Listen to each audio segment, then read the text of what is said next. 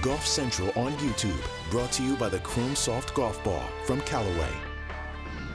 And hi again, everyone. I'm Jimmy Roberts, and this is your Golf Central update. Well, we are a month away from the Senior PGA Championship at the brand new PGA Frisco facility in North Texas.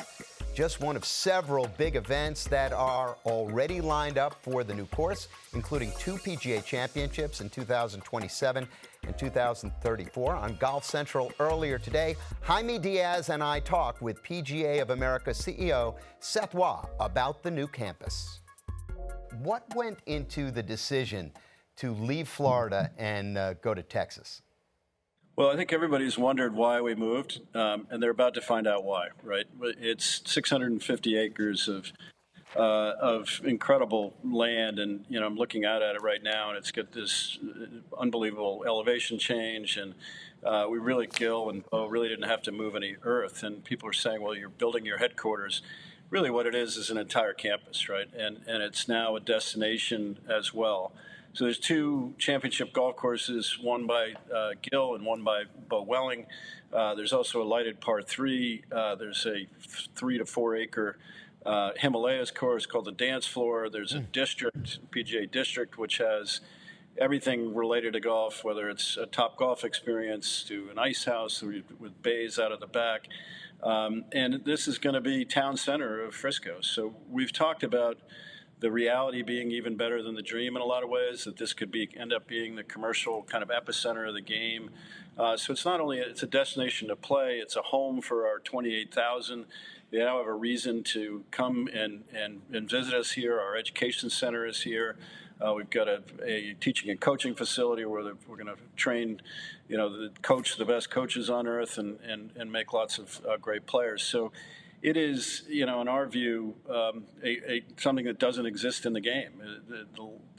Back in the day, sort of St. Andrews may have been a lot of these elements, and it's to a certain degree, without being pretentious about it, a modern day, sort of facsimile of that, if you will, in terms of, what's here. So it's an exciting.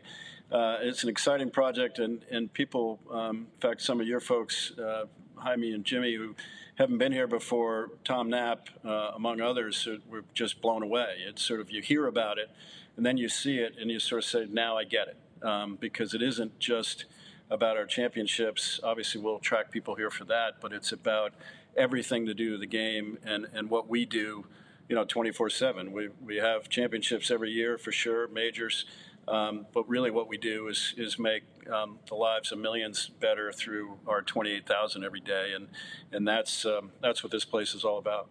Wow, it sounds like you got an awful lot going on there. We're looking forward to being there for the KitchenAid Senior PGA Championship the end of the month of May. But let's talk for a moment about the course that will be conducted on. That's the East Course, I think, Seth, designed by Gil Hanse. What can you tell us about that course?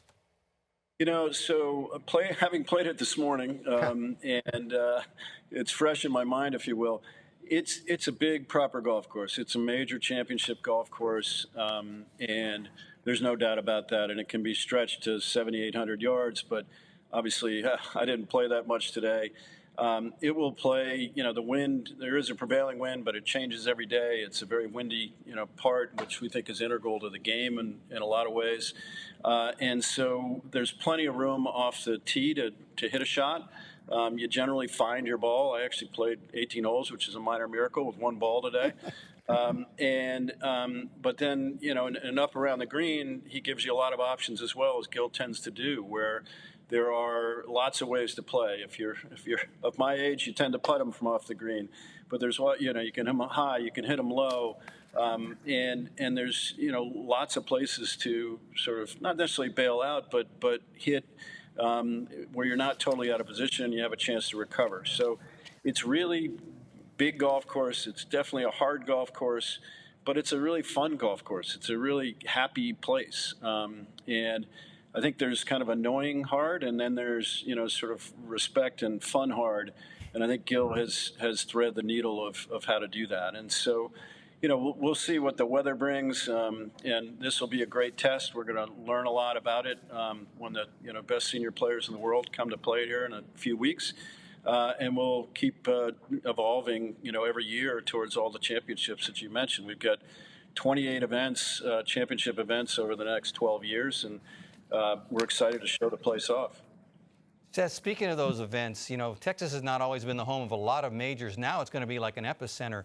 What do you think the characteristic of the play will be that will sort of differentiate it from other majors and make it a special place? And, this golf mecca that you've talked about, will the majors sort of perpetuate that idea?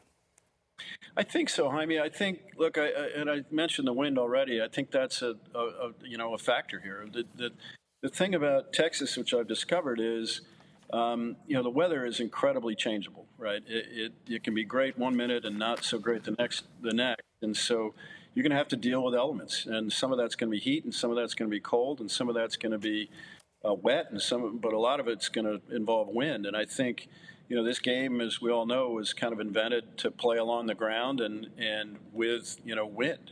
And you look at all the great Texas players over the years, and they've tended to be able to flight the ball. You can't just hit one pattern. You have to kind of hit shots.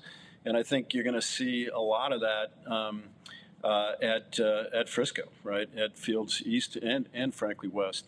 So I think you're going to bring a lot of skill into the game. Not that it doesn't exist. These guys are obviously incredibly good.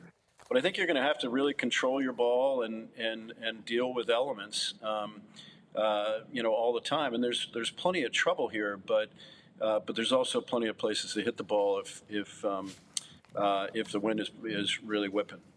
Seth, and what are your thoughts about the USGA's proposed rollback for the golf ball for elite competition? And which way are you leaning in your future decision as to whether to adopt it for the PGA Championship? Yeah, well, first of all, Jaime, and Jimmy, the game has never been in better shape, right? Like, we feel it's growing not only, in an absolute way, but in the right way. You've got the fastest growing cohorts or females or women and girls and people of color, right? And it's growing, not quite exponentially, but it hasn't slowed since we all thought it was COVID, and it's continued. Golf for the first time ever is cool. And the one thing that, as I said, we have, we're trying to make 28,000 lives better so they can make millions of lives better through this game. An incredible engine for good.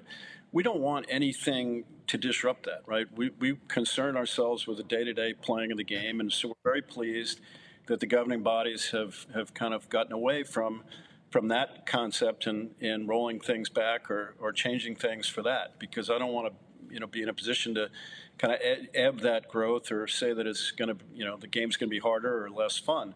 And so that's terrific. As far as our championships go, it's still a long way away. We pride ourselves on being great partners with the governing bodies and all the other, bodies in golf. We're going to work together this. This isn't some, pitched battle. This is a conversation that we're going to have about what's in the best interest of the game, what's in the best interest of our championships.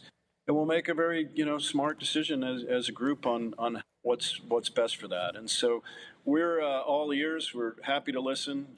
We're not a big fan of bifurcation of the public about that.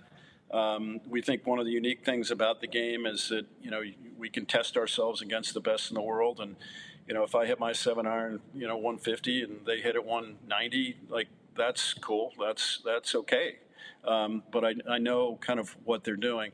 So we're hesitant on that front, but we are, all ears about, what's in the best interest of the game. And that's our true north is always going to be that. What is in the best interest of the overall, game at every level.